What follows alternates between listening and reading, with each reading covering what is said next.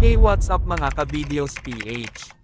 Ang pag-uusapan natin ngayon ay ang babaeng binaril habang nagla-livestream, at bago tayo magsimula pwede bang paki-like and subscribe my YouTube channel?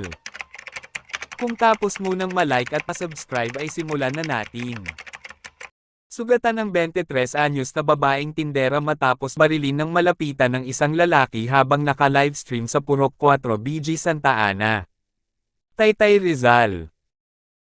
Biyernes ng gabi, ika-16 ng Enero. Kita sa livestream ng biktima na abala ito sa pagtitinda ng gulay nang biglang lumapit mula sa kanyang likuran ang isang lalaking nakasombrero at nakasuot ng face mask. Bumunot ang lalaki ng baril at malapitan nitong pinaputukan sa ulo ang tindera kaya napabulagta sa kalsada ang biktima. Narinig ko yung pumutok. Akala ko bulong lang na pumutok. Nagtakbuhan na kami dito tapos nakabulagta na si ate. Mabait po yun. Palabiro, saad ni Sam Rilocchio na katrabaho ng biktima. Nakunan pa sa livestream ang paghingi ng saklolo ng mga taong nakakita sa pamamaril. Nagabang na kami ng tricycle dyan pero wala talagang masakyan kasi natatakot din yung iba. Nagulat ako sir, parang natulala nga din ako noong nakita kong duguan siya, dagdag ng isa pang testigo. Matapos ang pamamaril, casual umanong naglakad ang sospek palayo sa lugar.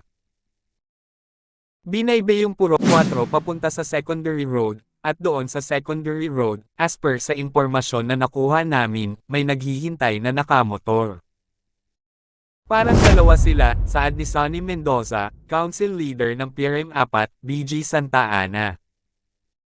Sugatan ng biktima na nadaplisan ng bala mula sa kalibre .45 na baril.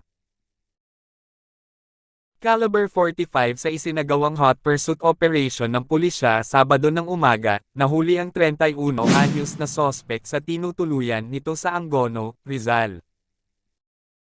Napag-alaman ng mga awtoridad na ang sospek ay dating kinakasama ng may-ari ng tindahan kung saan nagtatrabaho ang biktima. Ang motibo nito ay parang inggit at galit na rin.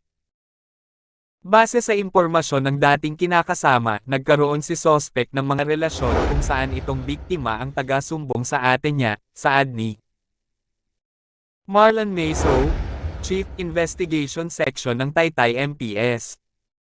Mas lalo pa umanong nagalit ang sospek sa biktima nang hiwalayan ito ng may-ari ng tindahan. Si sospek at yung kanyang kinakasama ay naghiwalay at naghati sila ng kanilang property, pero sa ngayon si biktima na ang nagmamanage ng kalakhan ng kanilang negosyo, dagdag ni Mais. Mariing pinabulaanan ng sospek ang mga alegasyon laban sa kanya. Anak ko na po yun. Tinuring ko na pong anak yun. Nasa Angono po ako niyan. Matagal na po akong hindi umuwi doon. May magpapatunay na nasa bahay po ako. Nakapiit ngayon sa Taytay Police Station ang sospek na mahaharap sa kasong frustrated murder. Nasa ligtas na kondisyon na ang biktima at nagpapagaling ngayon sa ospital sa Pasig City. At yun lang po ang ating Maiksing Kwento, please like and subscribe. Salamat.